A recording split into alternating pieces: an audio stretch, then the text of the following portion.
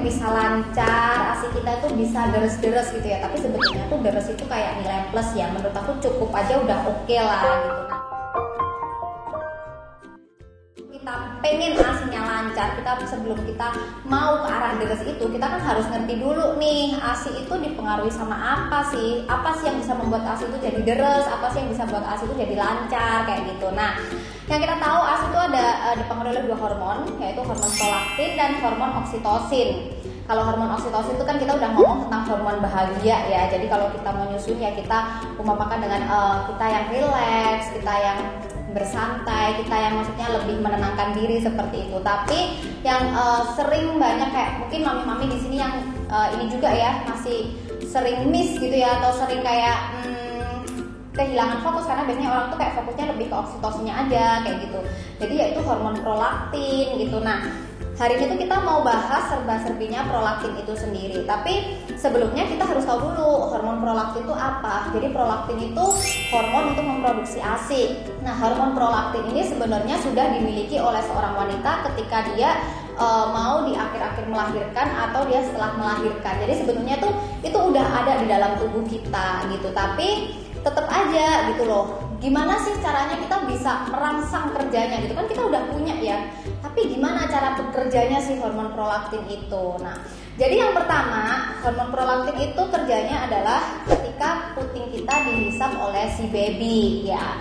Jadi payudara itu kan akan mengirim sinyal ya ke otak untuk memproduksi ASI. Jadi sebetulnya untuk mami-mami di sini yang baru melahirkan gitu ya, tips pertama itu adalah yaitu tadi, kenapa sih kita sering kan kayak dikasih tahu IMD ya gitu. Jadi kalau semisal kalian melahirkan di rumah sakit yang terutama khusus untuk ibu dan anak itu mungkin udah suster-susternya udah ngerti ya IMD. Tapi kalau semisal melahirkan di rumah sakit umum gitu ya, kadang itu masih harus request dulu. Jadi jangan lupa kalian request untuk IMD. At least lakukan IMD dulu 30 menit lah seperti itu. Selain IMD juga di saat nanti udah melahirkan itu tadi, kita juga harus sering-sering skin to skin dan sering-sering nyusuin langsung anak gitu. Karena kayak tadi yang aku bilang, hormon prolaktin itu diproduksi ketika payudara kita itu dihisap oleh si kecil gitu loh. Jadi kita harus nyusuin gitu.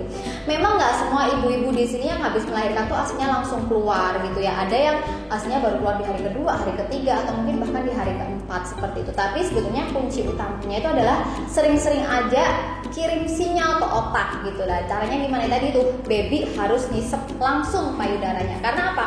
Di dalam mulut bayi itu ada sensor, dan sensor itu yang akan merangsang pengeluaran ASI gitu. Jadi makanya sebetulnya untuk mami-mami di sini yang baru melahirkan wajib yang pertama itu sering-sering menyusui langsung anaknya. Walaupun itu misal kayak setengah jam sekali, 1 jam sekali, udah kalian minta aja nyusuin anaknya.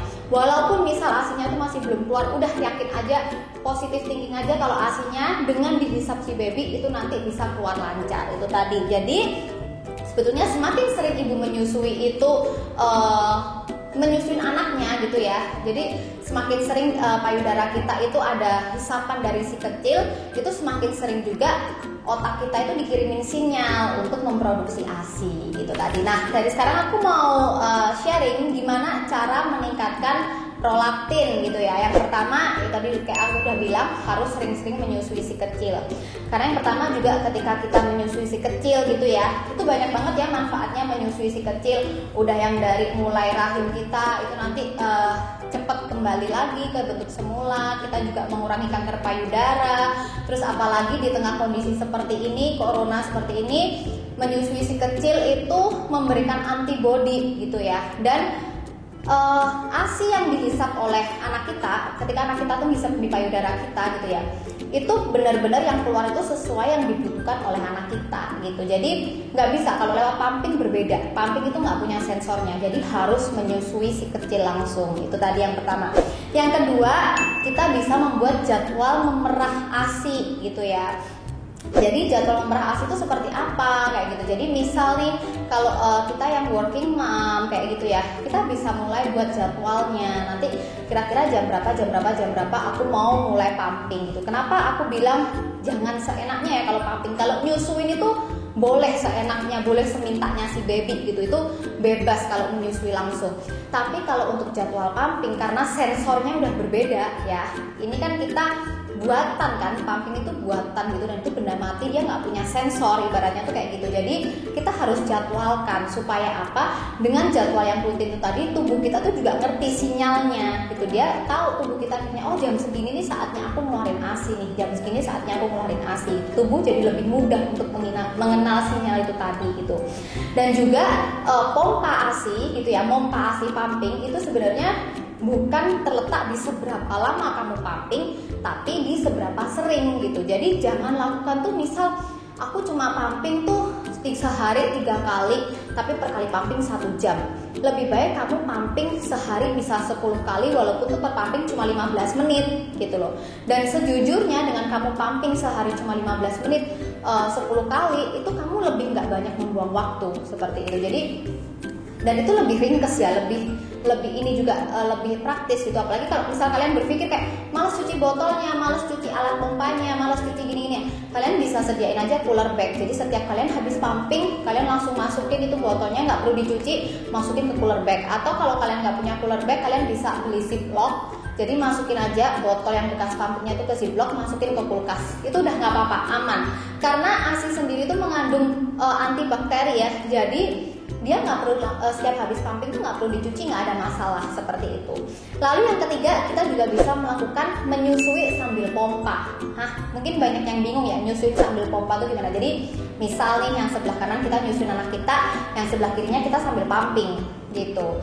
Itu sebetulnya ibaratnya itu seperti kita nyusuin anak kembar kayak gitu. Karena apa? Sebetulnya enaknya menyusuin sambil pompa itu, anak itu kan ketika dia menghisap payudara kita, dia itu lebih mudah untuk kita mendapatkan LDR gitu ya. Hisapan baby itu kan sangat alami sekali ya. Jadi itu kita bakal lebih mudah juga dapat LDR. Nah, ketika payudara yang dihisap baby ini dapat LDR, otomatis yang dipompa dia juga pasti dapat LDR kayak gitu. Jadi sebetulnya dengan dimaksimalkan dengan pompa itu akhirnya keluarnya juga lebih maksimal gitu. Jadi pada saat kita menyusui dengan pompa itu sebetulnya kita kayak kirim sinyal double ke otak kita untuk produksi ASI gitu.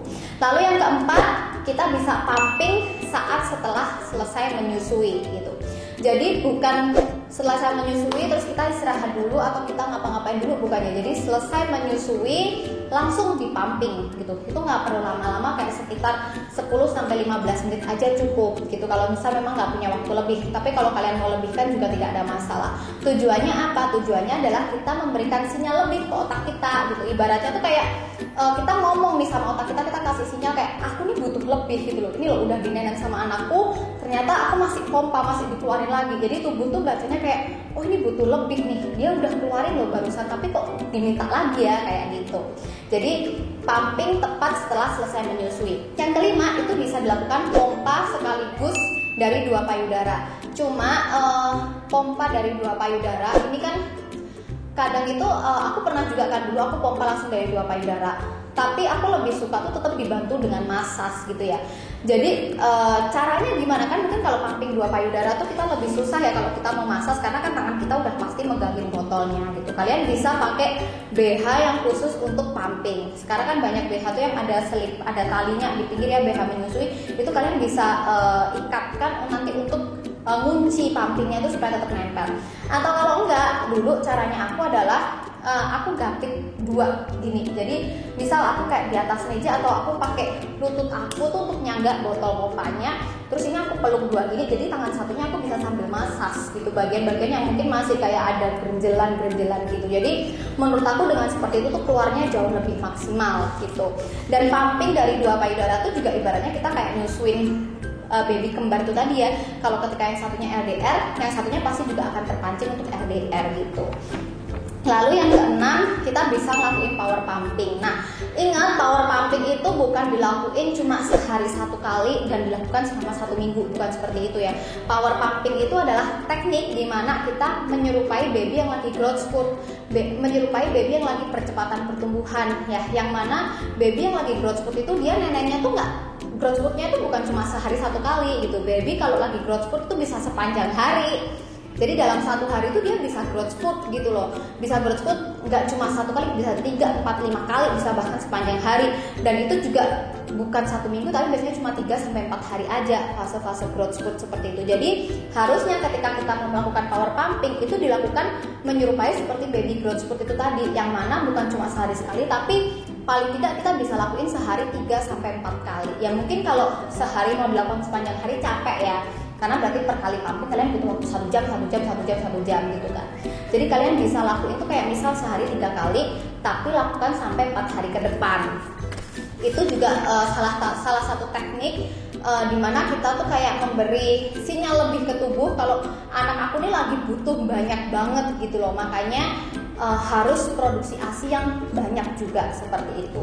Lalu yang terakhir, jangan lupa karena menyusui itu menguras banyak tenaga ya, jadi kita harus mencukupi kebutuhan nutrisi kita, terus juga penuhi kebutuhan air putih, karena gimana pun dari tubuh yang sehat itu juga kita pasti mau ngelakuin aktivitas pasti juga lebih enak. Dan ASI itu 88% adalah cairan, jadi kalian juga harus memenuhi kebutuhan cairan. Nah, terus ini note buat kalian semua, jadi hasil pumping sedikit itu tidak menandakan ASINya nanti sedikit gitu ya. Kadang kalau misal kita terbiasa nyusui langsung, terus tiba-tiba kita pingin nih mendongkrak hormon prolaktin, akhirnya kan kita harus pumping kayak yang aku bilang ya. Nah, yang biasanya nyusui terus tiba-tiba pumping, mungkin hasilnya tuh pertama-tama pasti nggak banyak gitu ya. Karena apa? Karena tubuhnya belum terbiasa menerima sinyal itu tadi, sinyal tambahan kan anggapannya belum terbiasa. Jadi jangan dipikir nanti pas pumping pertama terus jadi beranggapan ASIku tuh berarti cuma segini loh selama ini yang diminum anakku, tidak seperti itu.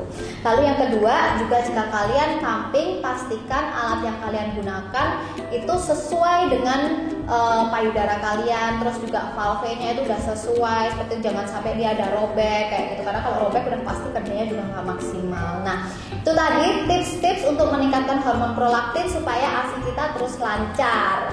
Oke, sekian sharing hari ini dan